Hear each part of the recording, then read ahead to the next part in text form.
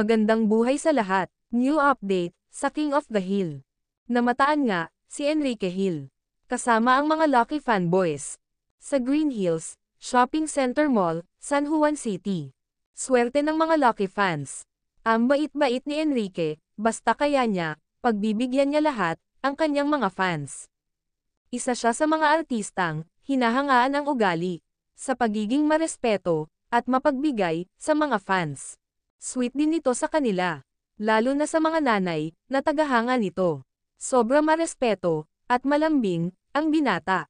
Mula noon, hanggang ngayon, walang pinagbago, si Kay nito, mabait pa din, at down to earth.